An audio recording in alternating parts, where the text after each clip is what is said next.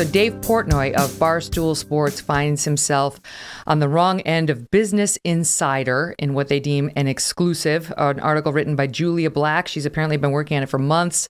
He claims she gave him just a few hours to respond to these claims.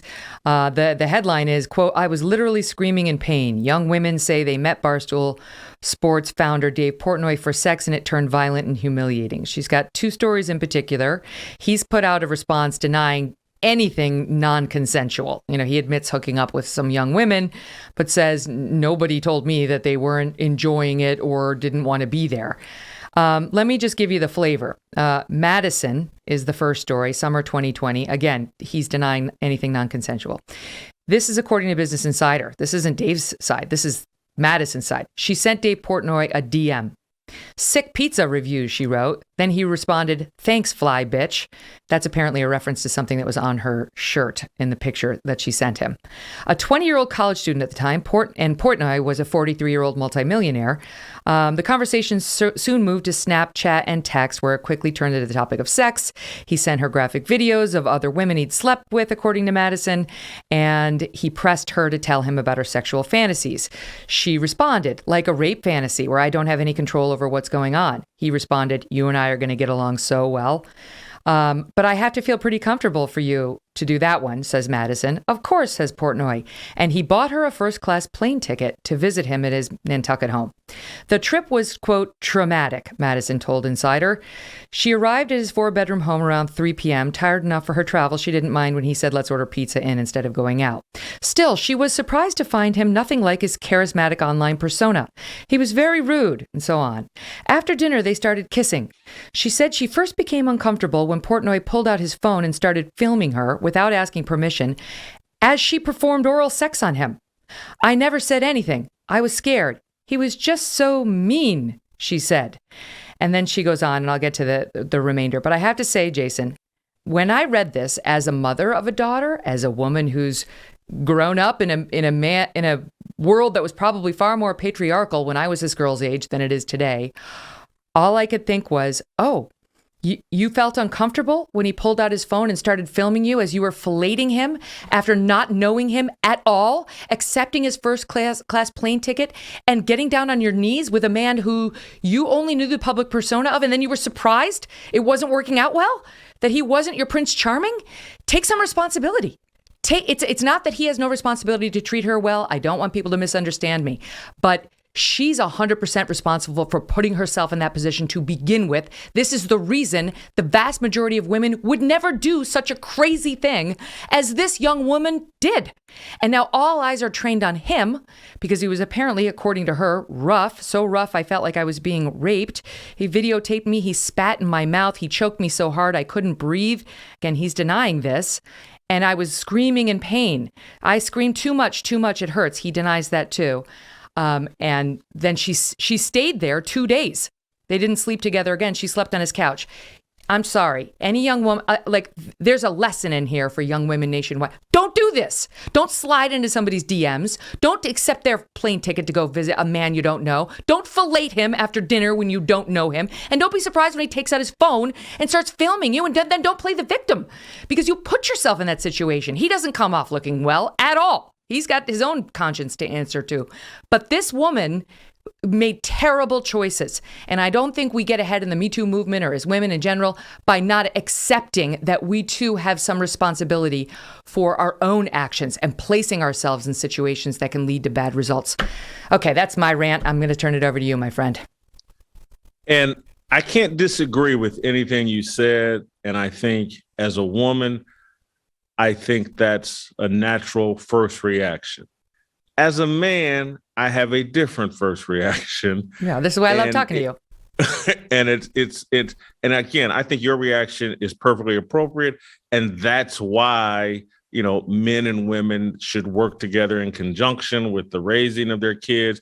And so I guess, I'm 10 years older than Dave. And so if I were Dave's older brother or father, I hear that story and I'm repulsed by his behavior.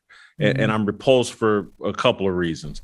One, he's got to know his position. This is Dave Portnoy at 43, not 33. This guy's a multimillionaire representing Penn National, Barstool, hundreds of employees. He can't put himself in this position. You can't be in the DMs of 20-year-olds and sending them first-class plane tickets to come and give you a blowjob. Just can't do it. Mm-hmm. Those days are over when you have the kind of responsibility that he has.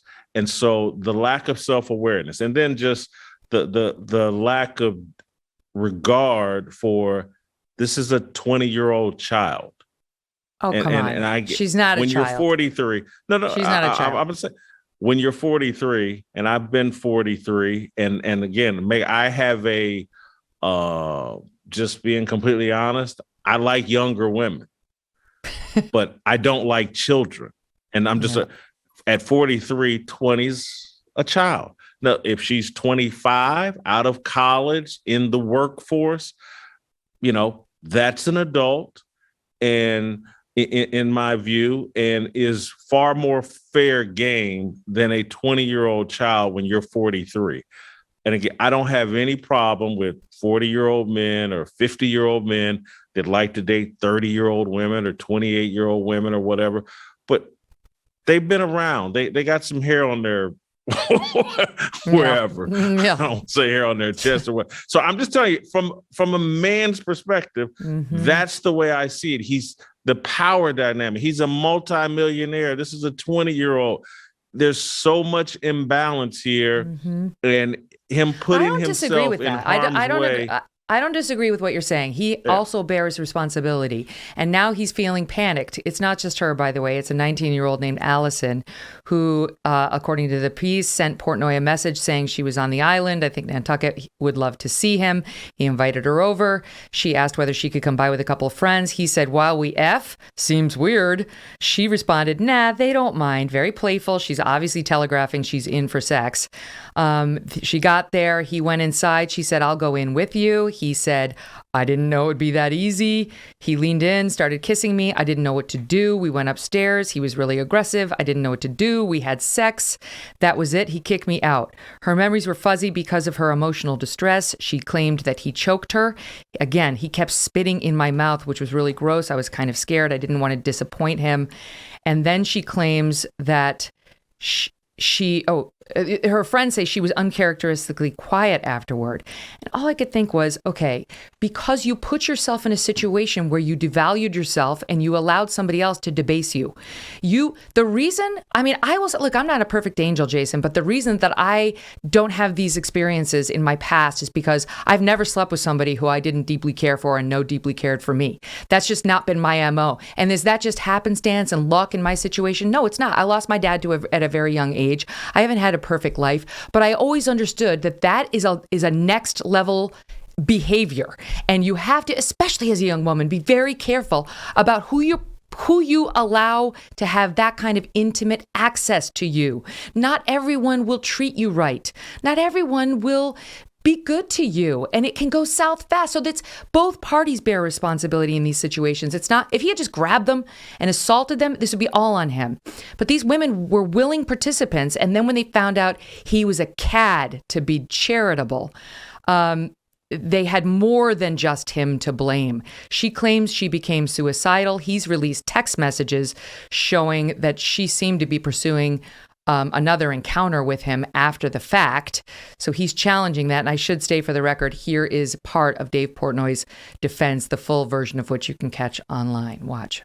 Get into the two allegations that are jarring. And if I read them not knowing me, I'd be like, this guy belongs behind bars, basically.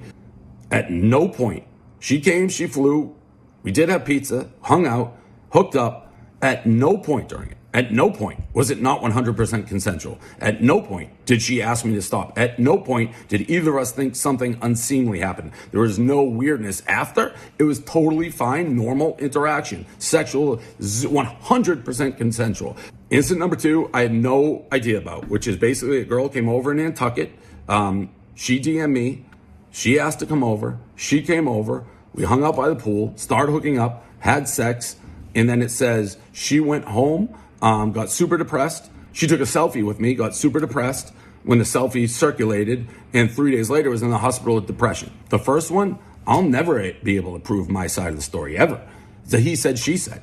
I swear to God on my life, I'm telling the truth. The second one, at least I have something to back it up.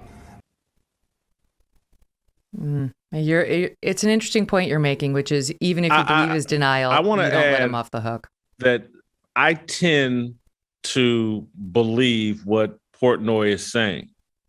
However, and again, the point of view of my show, my worldview is like, we're at a time in America where the whole country is in chaos, moral decay, and it's because men have fallen and failed.